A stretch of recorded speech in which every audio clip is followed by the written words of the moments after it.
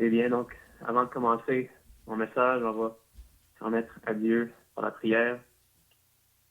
Dieu, notre Père, on te remercie pour un autre temps où on peut réclamer ton Saint-Évangile aux âmes qui ne sont encore pas sauvées dans les ténèbres. On te remercie pour ta grâce qui, ce soir, peut les atteindre et les sauver.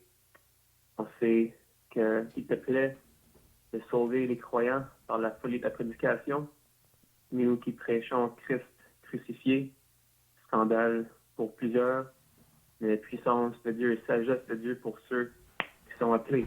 Et on sait que tu appelles tout homme et femme présentement et que c'est ton désir que tous viennent à la repentance et à la connaissance de la vérité. Et on sait que la vérité est ton Fils, ta parole et ton Saint-Esprit. Et les trois te rendent témoignage. Toi qui es Dieu, Dieu de tous, un seul Dieu.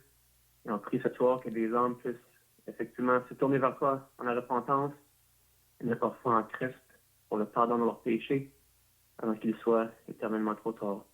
Je demande pour l'aide, pour ceux qui écoutent présentement effectivement, que ce message pénètre dans leurs âmes et dans leur cœur. On te remet ce temps entre tes mains au nom du Seigneur Jésus. Amen. Donc, encore une fois, je souhaite la bienvenue à ceux qui écoutent, on pourrait dire en direct, ou ceux qui peut-être écouteront plus tard, si la grâce de Dieu le permet. J'aimerais, pour commencer, à vous poser une question. Cette question est la suivante. Êtes-vous une bonne personne? Êtes-vous une bonne personne aux yeux de vos parents? Êtes-vous une bonne personne aux yeux de vos amis? À vos propres yeux, mais aux yeux de Dieu, est-ce que vous êtes une bonne personne? Vous savez, moi-même, pendant 19 ans, je pensais être une bonne personne. Et dans les moments qui suivent, peut-être que je vais pouvoir, j'espère, à travers les Saintes Écritures, vous prouver qu'en fin de compte, on n'est pas aussi bon qu'on croit. J'aimerais commencer par parler brièvement des 10 commandements, ou on pourrait l'appeler aussi la loi morale de Dieu. On sait que les commandements de Dieu, ou la loi morale de Dieu, concernent la justice et le jugement. Ils sont basés sur la nature sainte de Dieu, et en tant que telles, ces ordonnances sont saintes, justes et ne changent pas. On pourrait dire que les commandements, c'est vraiment le standard de Dieu, ou même on pourrait dire que les commandements reflètent le caractère de Dieu. Comme on l'ai dit, ces commandements, ils sont saints, comme Dieu est saint. Ces commandements, cette loi est juste, comme Dieu est juste, et ne change pas. Et on sait que Dieu lui-même ne change pas. On pourrait se regarder à travers un miroir, et puis un miroir, ça reflète vraiment ce que nous sommes, ça reflète notre image. On pourrait dire que la loi de Dieu reflète Dieu, et puis ça nous permet de nous se comparer à Dieu.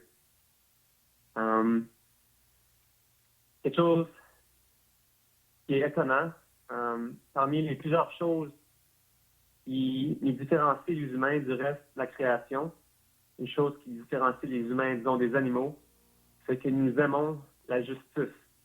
On recherche la justice. C'est quelque chose qui nous caractérise comparativement au reste de la création. Aucune espèce de règne animal ne met en place des systèmes judiciaires comme les humains l'ont fait depuis le début des temps. Depuis le début que l'homme existe sur la Terre, il a lui-même institué des systèmes judiciaires pour juger par rapport à une certaine loi. Il y a beaucoup de monde, même aujourd'hui, qui naïvement pense qu'on vient des singes. Mais vous savez, les singes ne se soucient pas de la justice. Pourquoi? Ou plutôt, pourquoi est-ce que nous cherchons la justice? On pourrait dire que notre quête de la justice, notre recherche de la justice, c'est ce que la Bible signifie quand elle nous dit que Dieu créa l'homme à son image. Dieu nous a fait à son image. Ce n'est pas que Dieu a 2 oreilles, 2 yeux, un nez, une bouche. La Bible nous dit clairement que Dieu est esprit. Dieu est un être spirituel.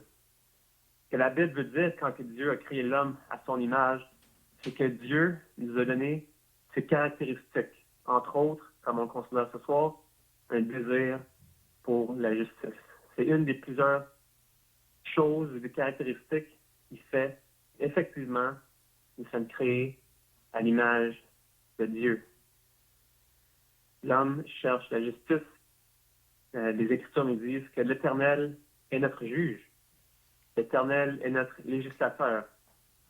Vous savez, il y a beaucoup de monde aujourd'hui qui se disent ne peuvent pas croire à un Dieu parce qu'ils se disent qu'il y a trop d'injustice dans le monde. Donc, vous savez, c'est un peu contradictoire de penser de cette manière-là parce que s'il n'y a pas de Dieu, c'est quoi le standard pour ce qui est bon ou ce qui n'est pas bon? Si on pense qu'on vient d'une petite cellule ou de certaines molécules dans une sonde, dans un lac, des milliards d'années passées, puis qu'on a juste évolué en devenant ce qu'on est aujourd'hui, des humains complexes, qui a le droit de dire ce qui est bon ou ce qui n'est pas bon? Si on évolue d'une simple cellule, c'est qui me dit que c'est pas bon de tuer quelqu'un? Alors le fait que l'homme, même qui se dit athéiste, le fait qu'il reconnaît qu'il y a de l'injustice, prouve justement, comme j'ai dit, qu'il y a un législateur. Il y a quelque chose, une puissance hors de nous, qui a mis des règles, des lois dans l'univers. On sait qu'il y a des lois d'un sens physique, comme la loi de la gravité, et d'autres lois que je ne connais pas grand-chose là-dedans, mais il y a des lois qu'on observe chaque jour, physiques, et puis ces lois-là ne peuvent pas être brisées, si on peut dire. Mais il y a aussi des lois morales qui viennent effectivement de Dieu. Et ça rend témoignage qu'il est effectivement un être créateur. Dieu a mis sa loi dans nos cœurs. C'est ce qui fait qu'on sait ce qui est bon et ce qui n'est pas bon. Et notre conscience même en rend témoignage. Vous savez, si je ferais, disons, quelque chose de pas bon devant, disons, ma mère, j'aurais peur peut-être de son jugement. Il y aurait quelque chose dans ma tête qui me dirait, ben, je devrais peut-être pas faire ça parce que ma mère va me voir et puis il va y avoir des conséquences. Ou peut-être même au travail, on essaie de faire une bonne job, j'espère en tout cas, et parce qu'on se dit que si on fait pas ce qu'on est censé faire, notre patron va nous discipliner. Mais comment ça se fait que même en cachette, même en secret, quand on pense qu'absolument personne ne nous voit, quand on essaie de faire quelque chose de mauvais, il y a quand même une puissance qui nous envahit, qui nous dit que cette chose-là est mauvaise. Mais ça vient d'où cette chose-là? Il n'y a personne d'autre qui nous voit, c'est en secret. Peut-être quand on est sur l'Internet ou quand on discute avec quelqu'un, peu importe, il y a vraiment cette chose qui nous embaume, qui nous dit que cette chose-là est mauvaise. Ça, c'est Dieu. C'est Dieu qui vous laisse savoir que, premièrement, ce que vous êtes pour faire est mauvais. Et Dieu, si on peut dire, il vous rend un alerte. Il vous dit, si vous faites cette chose, il va y avoir un jugement. Il va y avoir un jugement qui va venir pour cette chose-là. Alors, on pourrait dire que c'est une grâce vraiment que Dieu a mis ça dans nos cœurs pour nous faire savoir ce qui est bon et ce qui n'est pas bon, en espérance qu'on se tourne de ces choses-là. Alors, on pourrait maintenant ouvrir les Écritures et voir qu'est-ce que la loi morale de Dieu dit. Alors, si vous voulez vous avez une Bible, tournez avec moi, s'il vous plaît, dans l'Évangile selon Matthieu, au chapitre 19. Matthieu, chapitre 19, et verset 18. On sait que Dieu avait donné les 10 commandements à son peuple dans l'Ancien Testament, environ 3500 ans passés.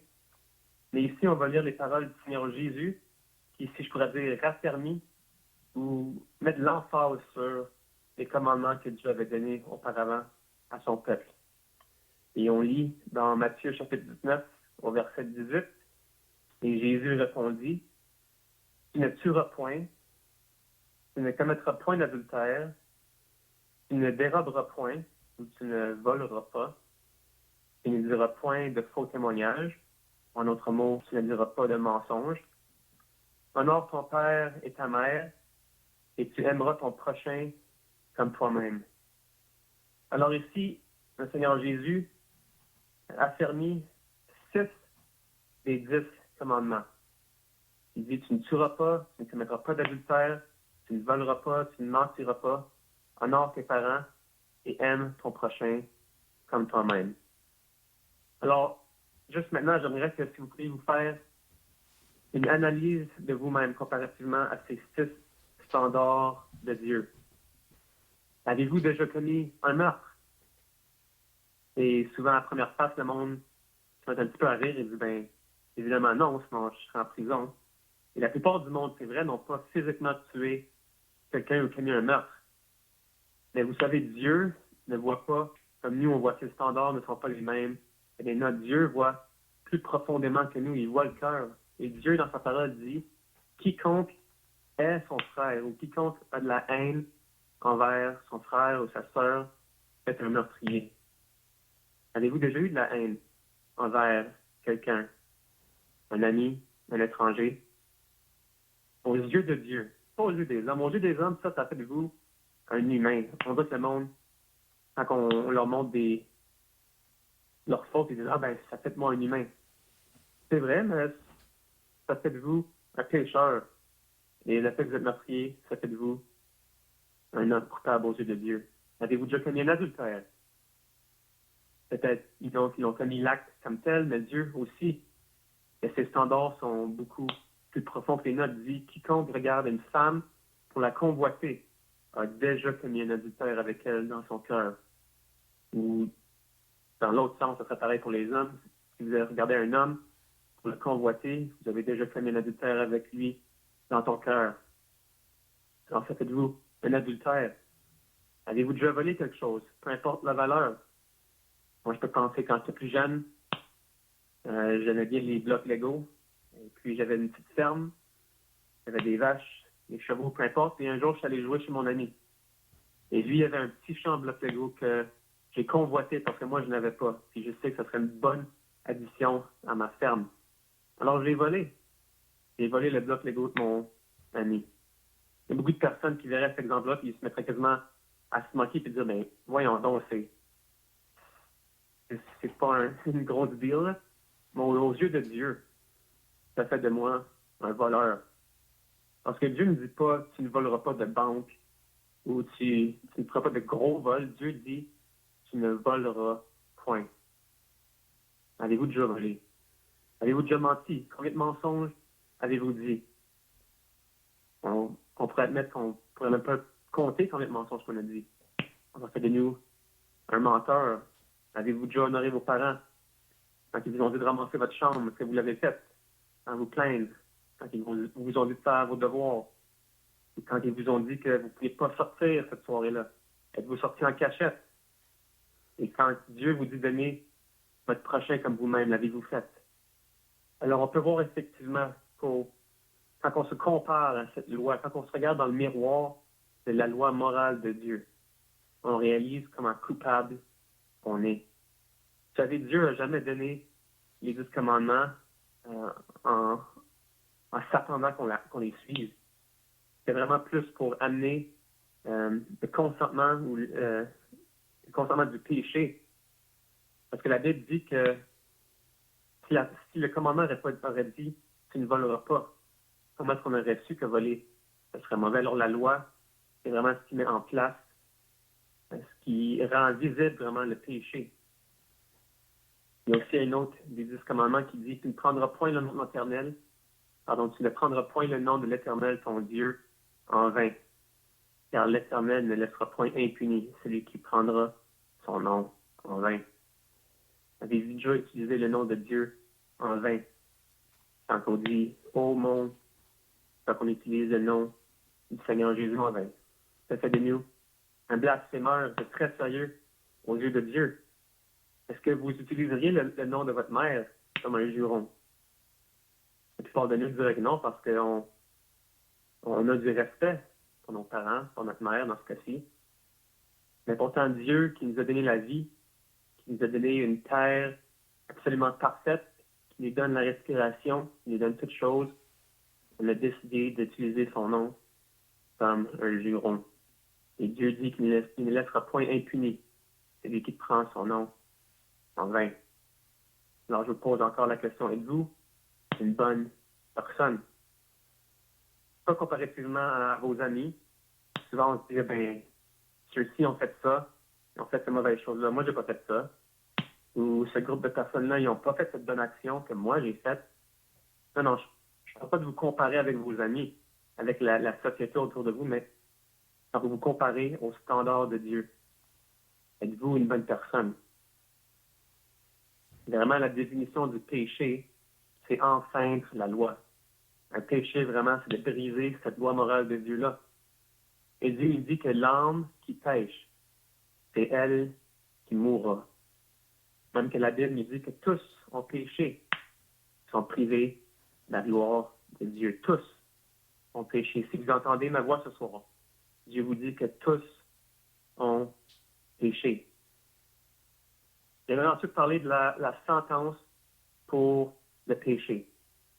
On sait que dans une société, comme je dis, où il y a un système judiciaire, il y a des conséquences pour enfreindre la loi de différents degrés. Mais Dieu a aussi une sentence pour le péché.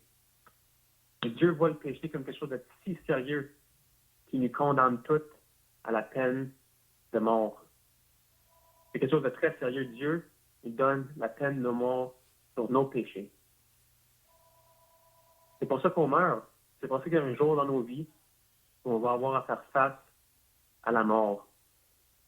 Vous savez, dans les scientifiques tentent d'expliquer beaucoup de choses, que ce soit la création, le début de la vie. Il y a une chose que les scientifiques ne savent pas exactement pourquoi l'homme ou les cellules du corps se détériorent. Ils ne savent pas exactement pourquoi. On dirait que la science nous indique que la santé, l'homme devrait juste continuer à croître et à augmenter. Et c'est comme si l'homme serait censé vivre éternellement. Et d'un sens, c'est effectivement le dessein original de Dieu que l'homme vive éternellement. Et c'est vrai pour le péché. Le péché est entré dans le monde. Et par le péché, la mort. La Bible nous dit que par un seul homme, Adam, le péché est entré dans le monde. Et par le péché, la mort. Et la mort s'est répandue sur toutes, parce que tous ont péché. Alors, tu te tournes vers un scientifique et tu lui demandes pourquoi est-ce qu'on meurt. Tu ne vas pas exactement savoir quoi te dire. Le monde dit c'est simplement la routine de la vie. On est et puis éventuellement on meurt. Mais si on se tourne vers la Bible nous dit clairement qu'on meurt à cause de nos péchés. Dieu nous donne la sentence de mort, la peine de mort, à cause des crimes que nous on a commis. Donc Dieu, face à la loi de Dieu, nous sommes tous reconnus coupables. Et puis on sait que au-delà, après la mort, il y a deux destinées, si je pourrais dire. La Bible nous fait voir les cieux, où on pourrait l'appeler le paradis, où Dieu est. Il y a aussi une place que la Bible décrit comme l'enfer, puis le lac de feu.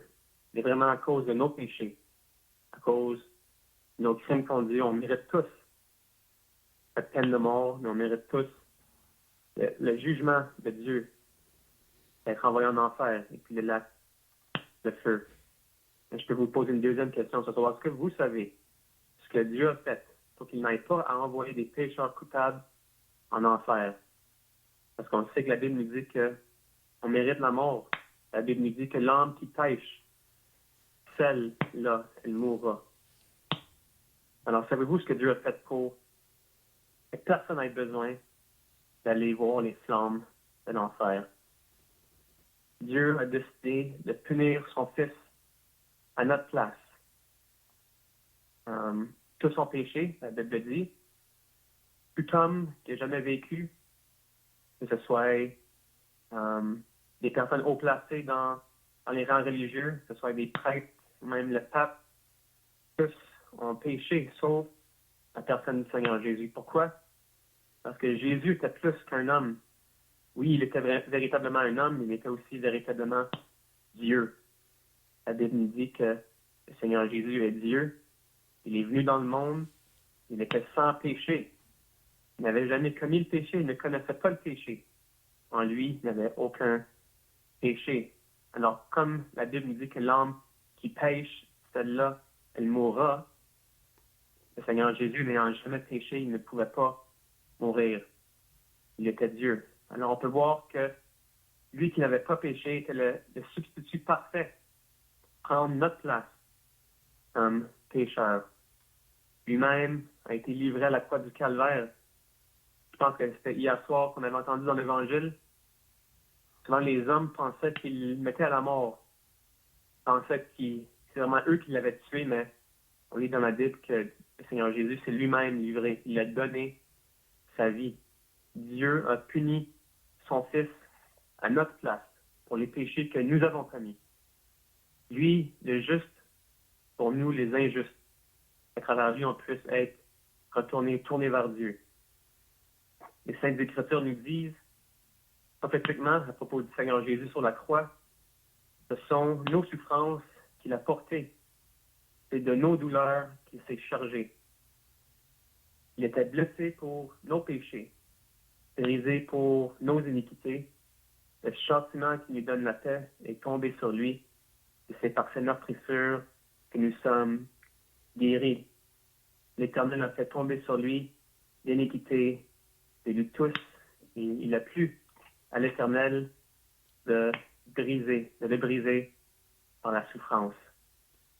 Alors, comme c'est nous qui méritons d'être brisés par la souffrance, il a plu à Dieu de briser son Fils, le Seigneur Jésus, par la souffrance pour nos péchés.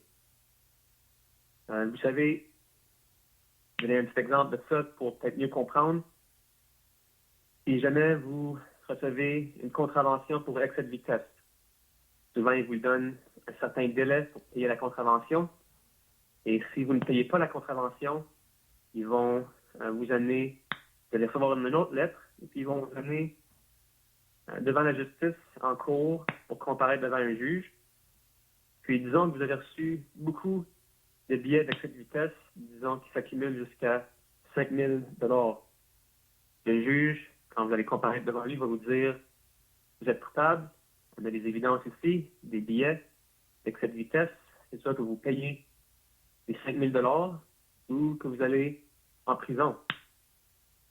Et c'est comme ici l'exemple de quelqu'un qui vient à la secours de cette personne victime qui n'a pas les moyens de payer 5 000 $. Et puis cette personne vient et dit, juge, voici 5 000 $, je paye les contraventions que mon ami aurait dû payer. Et puis ce juge-là peut légalement vous laisser partir parce que quelqu'un d'autre a payé l'amende à votre place. Le juge peut légalement vous laisser partir parce que quelqu'un d'autre a payé à votre place. Si le juge aurait juste dit, sans que personne paye, si le juge aurait dit, tu sais quoi, on va juste oublier ça, on va juste balayer les contraventions sur le tapis, puis c'est ni vu ni connu.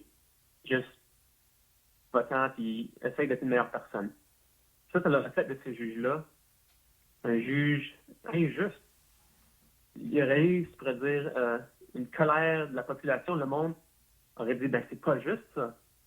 Parce que justement, comme on l'a dit plus tôt, il y a quelque chose dans nos cœurs qui cherche la justice. Mais dans ce cas-ci, vu que quelqu'un a payé l'amende, Dieu peut laisser cette personne coupable partir. C'est le même principe d'un sens avec nos péchés. On a une dette qu'on doit à Dieu, une dette infinie, que nous-mêmes, on ne peut pas payer. Impossible de nous de payer cette dette. Mais une personne parfaite est venue payer la dette à notre place, le Seigneur Jésus, en offrant sa vie. Parce que comme je l'ai dit, le standard de Dieu, c'est la perfection absolue. Et comme on l'a vu, on n'est pas parfait parce qu'on a brisé cette loi. Mais le Seigneur Jésus, le seul qui était absolument parfait, était le seul qui pouvait, on pourrait dire, payer la dette que nous devons à Dieu. Il a pris notre place. Et puis les évangiles ou les Écritures nous disent comment échapperons-nous en négligeant un si grand salut? Comment échapperons-nous en négligeant un si grand salut? Donc, contrairement, pour échapper le jugement de Dieu, il faut saisir ce si grand salut, ce si grand pardon. Dieu lui demande simplement qu'on se repente.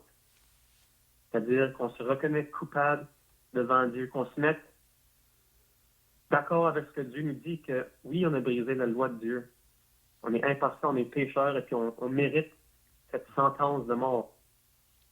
Et après être repenti, c'est sa confiance au Seigneur Jésus que lui-même a payé la dette pour nous. La seule manière d'être justifié aux yeux de Dieu, c'est par la foi en Jésus-Christ. Pas par les bonnes œuvres, pas par aller à l'église.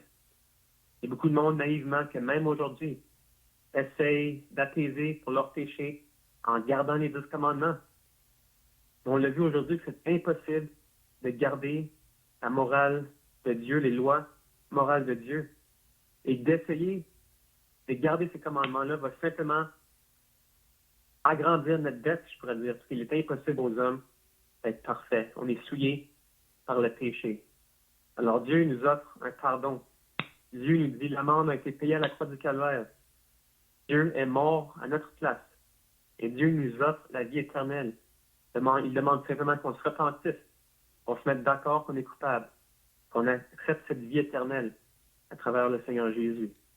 Je vous laisse avec un verset, les paroles du Seigneur Jésus, qui résument en quelques mots ce qu'on a dit ce soir.